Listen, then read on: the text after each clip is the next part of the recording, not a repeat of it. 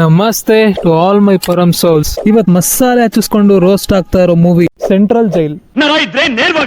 ಬಟ್ಟೆ ಹೊಡ್ಕಂತ ಇದೀನಿ. ಟೈಟಲ್ ನೋಡಿ ಮೂವಿ ಅನ್ಕೊಂಡೆ ನಾನು ನೋಡೋದಿಕ್ ಶುರು ಮಾಡಿದ್ದು. ಪೂರ್ತಿ ನೋಡಿದ್ಮೇಲೆ ಗೊತ್ತಾಗಿದ್ದು ಸೆಂಟ್ರಲ್ ಜೈಲ್ ಮೇಲೆ ಮಾಡಿರೋ ರೋಸ್ಟ್ ವಿಡಿಯೋ ಅಂತ. ಈ ಮೂವಿಲಿ ಸಾಯಿ ಕುಮಾರ್ ಅವ್ರು ಇದ್ದಾರೆ. ಡೈಲಾಗ್ ಗಳ ಬಗ್ಗೆ ಹೇಳೋದಾದ್ರೆ ಏನನ್ಸಲ್ಲ, ಟೆನ್ಷನ್ ಆಗ್ಬೇಡಿ, ಏನ್ ಹೇಳಲ್ಲ. ನಿಮಗೆಲ್ಲ ಬಿಕ್ಕಳಿಕೆ ಹೇಗ್ ಬರುತ್ತೋ ನನಗೆ ಗೊತ್ತಿಲ್ಲ, ಆದ್ರೆ ಈ ಮೂವಿಲಿ ಹೊಡೆತ ತಿನ್ಬೇಕಾದ್ರೇನೆ ಬರುತ್ತೆ, ಸ್ಪೆಷಲಿ ಮುಸುಡಿ ಹೊಡ್ಸ್ಕೊಂಡಾಗ. ಇದೆ ಇಲ್ಲೊಂದು ಸಮಸ್ಯೆ ಖಂಡಿತ ಇದೆ. ಇನ್ನ ಈ ಮೂವಿ ಕಳಪೆ ಆಗಿರೋ ಪೊಲೀಸು, ಯೂನಿವರ್ಸಿಟೀಸು, ಪೊಲಿಟಿಷಿಯನ್ಸ್, ಪಬ್ಲಿಕ್ಸ್ಗೆಲ್ಲ ಕೆರ ತಗೊಂಡ್ ಹೊಡೆದಂಗಿದೆ.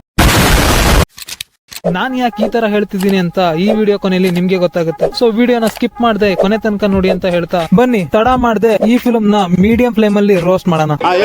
ಮೂವಿ ಸ್ಟಾರ್ಟಿಂಗ್ ಅಲ್ಲಿ ಜೈಲಿಂದ ಎಸ್ಕೇಪ್ ಆಗ್ತಾ ಇರೋ ಹೀರೋನ ತೋರಿಸ್ತಾರೆ. ಯಾರ್ದೋ ಅಡಿಕೆ ತೋಟದಲ್ಲಿರೋ ಡ್ರಿಪ್ಪಿನ ಬಳಿನ ಕಿತ್ಕೊಂಡ್ ಬಂದು ಕಂಬಿ ಮಾಡಿದ್ರೆ ಇನ್ನೇನಾಗುತ್ತೆ? ಹೀರೋನ ಹಿಡಿಯೋದಿಕ್ಕೆ ಚೆಕ್ ಪೋಸ್ಟ್ ಅಲ್ಲಿ ಪೊಲೀಸ್ನವರು ಚೆಕಿಂಗ್ ಮಾಡ್ಬೇಕಾದ್ರೆ ಡ್ರಿಪ್ಪಿನ ಬಳ್ಳಿ ಜೊತೆ 2 ಇಂಚ್ ಪೈಪ್ ನು ಕಿತ್ಕೊಂಡ್ ಬಂದು ಚೆಕ್ ಪೋಸ್ಟ್ ಮಾಡಿದಾರೆ ನೋಡಿ.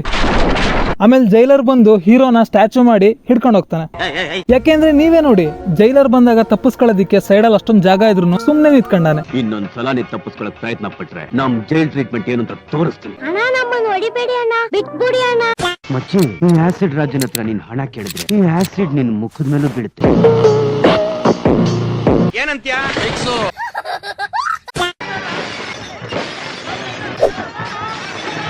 ಈಗ ನಾನು ಹೇಳೋದು ನಿನ್ ಕೇಳದೆ ಇದೆ ಮಚ್ಚಿ. ನೀನು ಎಜುಕೇಶನ್ ಮಿನಿಸ್ಟರ್ ಮನೆ ಪಾರ್ಟಿಲಿ ರೌಡಿ ನುಗ್ಗಿ ಧಮ್ಕಿ ಹಾಕ್ತಿದ್ರು, ಪೊಲೀಸ್ ಬಿಡ್ರಿ, ಮನೆ ವಾಚ್ ಮ್ಯಾನು ಪತ್ತೆ ಇಲ್ಲ. ನೆಕ್ಸ್ಟ್ ಡೇ ಅವನ್ನ ಜೈಲಿಗೆ ಹಾಕ್ತಾರೆ. ನನಗಂತೂ ಈ ಜೀವನವೇ ಬೇಸರವಾಗಿ ಹೋಗ್ಬಿಟ್ಟಿದೆ. ಆಮೇಲೆ ಪೊಲೀಸು ಕೈದಿಗಳಿಗೆ ತೊಂದರೆ ಮಾಡಿದ್ಕೆ ನಮ್ ಹೀರೋ ಪೊಲೀಸಿಗೆ ನಾಯಿ ಹೊಡೆದಂಗ್ ಹೊಡಿತಾನೆ.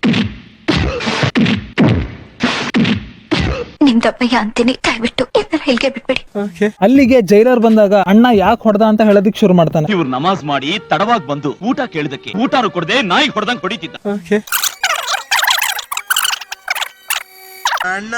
ಹೀರೋ ಮತ್ ಕೇಳ್ತಾ ಕೇಳ್ತಾ ಜೈಲರ್ ಹಾರ್ಮೋನ್ಸ್ ಇಂಬ್ಯಾಲೆನ್ಸ್ ಆಗ್ಬಿಡ್ತವೆ, ಹೋಗೋದಿಕ್ ಬಿಡ್ತಾನೆ. ನಿನ್ ಮೈಂಡ್ ಅಲ್ಲೇ ಲೆಕ್ಕ ಹಾಕ್ಬಿಟ್ಟ. ನೆಕ್ಸ್ಟ್ ಒಂದ್ ಸಾಂಗ್ ಬರುತ್ತೆ. ಸಡನ್ ಆಗಿ ಜೈಲ್ ಇದ್ದಿದ್ದು ಬ್ಯಾಚುಲರ್ ಪಾರ್ಟಿ ಮಾಡೋ ಪಬ್ ಆಗ್ಬಿಡುತ್ತೆ. ಆಮೇಲೆ ಹೊಡೆತ ತಿಂದಿದ್ ನಮ್ ಪೊಲೀಸು ರೌಡಿನ್ ಬಿಟ್ಟು ಹೀರೋನ ಸಾಯಿಸೋದಿಕ್ ನೋಡ್ತಾನೆ. ಆದ್ರೆ ಆಗದೇ ಬೇರೆ.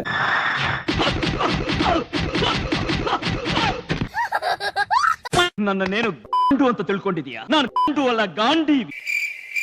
ನೀನ್ ಗುಂಡಿಗೆಯಲ್ಲಿ ಗುಂಡಿದ್ರೆ ಅದನ್ನ ಲೋಡ್ ಮಾಡಿ, ನರ ಇದ್ರೆ ನೇರವಾಗಿ ಶೂಟ್ ಮಾಡು. ಅದನ್ನ ಕಾಕಿ ಹಾಕೊಂಡು ಇಂತ ಹಿಜರ ಕೆಲಸ ಮಾಡಕ್ಕೆ ನಾಚಿಕೆ ಆಗಲ್ಲ. Next jailer independence day celebration ಬಗ್ಗೆ ಮಾತಾಡ್ತಿದ್ರೆ ಇನ್ನೊಂದ್ ಕಡೆ ಪೊಲೀಸು ಹೀರೋನ ಸಾಯಿಸೋದಿಕ್ಕೆ ಸುಪಾರಿ ಕೊಡ್ತಾನೆ.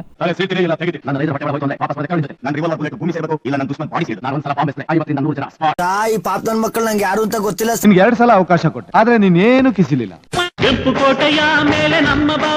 ಸಾಂಗ್ ಮುಗಿಯೋ ತನಕ ಕಾದು ಆಮೇಲೆ ಸಾಯಿಸೋದಿಕ್ ಟ್ರೈ ಮಾಡ್ತಾರೆ. ಈ ತರ ಯಾರು ಇಲ್ದೇ ಇರೋ ಕಡೆ ಎಸೆಯೋ ಬದಲು ಪ್ಯಾಂಟ್ ಒಳಗಾದ್ರೂ ಹಾಕೊಂಡಿದ್ರೆ ಯೂಸ್ ಆಗಿರೋದು. ಆಮೇಲೆ ಒಂದು ಫೈಟ್ ಆಗುತ್ತೆ. ಅದೇ ಗ್ಯಾಪ್ ಅಲ್ಲಿ ಕೊನೆಗೂ ಇದಕ್ಕೆಲ್ಲ ಕಾರಣ ಪೊಲೀಸ್ ಅಂತ ಗೊತ್ತಾಗಿ ಅವನಿಗೆ ಹೊಡೆದು ರೀಸನ್ ಕೇಳಿದ್ದಕ್ಕೆ ನೆಕ್ಸ್ಟ್ ಈ ಕೇಸ್ ನ ಜೈಲರು ಅವ್ನ್ ಡಿಟೆಕ್ಟಿವ್ ಫ್ರೆಂಡಿಗೆ ಸಾಲ್ವ್ ಮಾಡೋದಕ್ಕೆ ಹೇಳ್ತಾನೆ. ಡಿಟೆಕ್ಟಿವ್ ಸಾಹೇಬ್ರು ಕೇಸ್ ನ ಸಾಲ್ವ್ ಮಾಡೋದ್ ಬಿಟ್ಟು ಬಾಡಿ ಫ್ಲೆಕ್ಸ್ ಮಾಡಿ ಸತ್ತೋಗ್ಬಿಡ್ತಾರೆ. ಹಾಸ್ಪಿಟಲ್ ಇಂದ ಹೀರೋ ಎಸ್ಕೇಪ್ ಆಗಿ ಬಂದು ವಿಲನ್ ಮಗನ್ನ ಸಾಯಿಸ್ಬಿಡ್ತಾನೆ.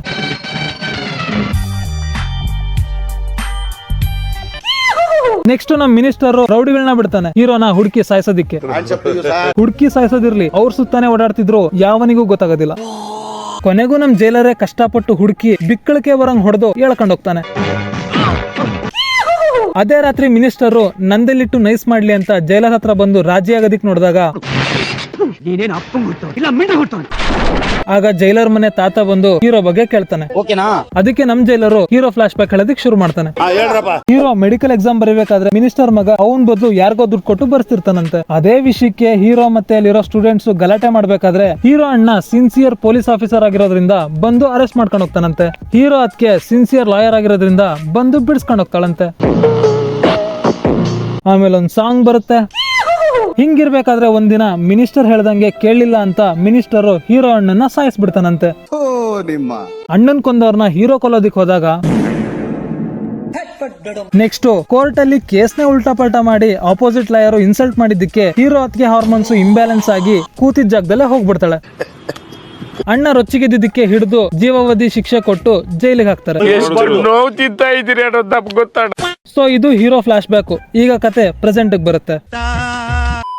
ಜೈಲರು ಹೀರೋಗೆ ಊಟ ತಂದಾಗ ಹೀರೋ ಮಾತ್ ಕೇಳಿ ಜೈಲರ್ಗೆ ಮತ್ತೆ ಹಾರ್ಮೋನ್ಸ್ ಇಂಬ್ಯಾಲೆನ್ಸ್ ಆಗಿ ರೆಸಿಗ್ನೇಷನ್ ಕೊಟ್ಟು ಯಾರಿಗೂ ಗೊತ್ತಿಲ್ದಂಗೆ ಕಳ್ಳನ್ ತರ ಬಂದು ಹೀರೋನ ಎಸ್ಕೇಪ್ ಮಾಡಿಸಿ ಸತ್ತೋಗ್ಬಿಡ್ತಾನೆ. ಹಂಗಾಗಿದ್ ನೆಕ್ಸ್ಟ್ ಸೀನ್ಗೆ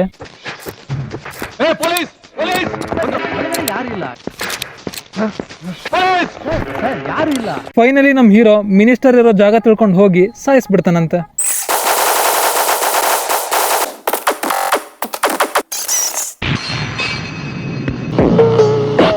ಮತ್ತೆ ಜೈಲಿಗೆ ಹೋಗ್ತಾನೆ.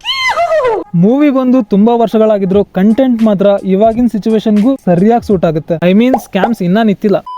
ನಿಷ್ಠಾವಂತರಿಗೆ ಜಾಗ ಇಲ್ಲ, ಪ್ರಾಮಾಣಿಕತೆಗೆ ಬೆಲೆ ಇಲ್ಲ. ನಾವ್ ಈ ಜಾಗಕ್ಕೆ ಬಂದಿರೋದೇ ಕೊಳ್ಳೆ ಹೊಡೆಯೋದಿಕ್ಕೆ, ನೀನ್ ಯಾರೋ ಕೇಳೋದಿಕ್ಕೆ ಅನ್ನೋರ್ಗೆಲ್ಲ ಕೆರದಲ್ಲಿ ಹೊಡೆಯೋ ತರ ಡೈಲಾಗ್ ಕೊಡ್ತಾ ಈ ಮೂವಿ ಇಲ್ಲಿಗೆ ಮುಗಿಯುತ್ತೆ.